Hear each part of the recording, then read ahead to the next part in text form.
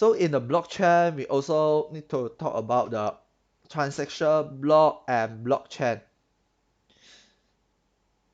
So here, the blockchain have the part of the transaction of the and the block. Firstly, we talk about the transaction. So in the transaction, the input amount must more than or equal to the output amount, or the input amount is must more than or equal to the output amount and plus the transaction fee, and each transaction record has the wallet address, digital signature by the previous owner. Transaction has digital signature like that one we can imagine like the envelope.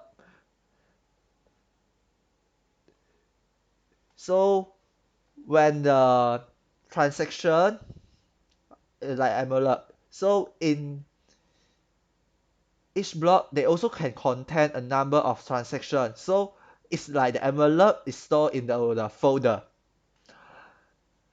So once the block is generated, it will be disseminated to all nodes. So this is a block and a transaction. So we can see here. So when a transaction, this is a structure.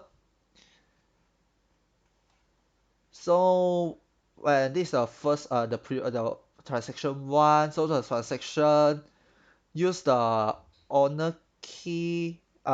Is owner one's public key to do the hash value with the previous transaction. Then the hash value will use the previous owner. Uh, it will become the previous that one is the previous transaction owner signature. Then for the transaction, this transaction, they are using the owner tools public key and the hash value for this block. Then when we use these two things, yeah, so we can see it will become the owner one's signature. Yeah, it will do the process and so on for the transaction in that block.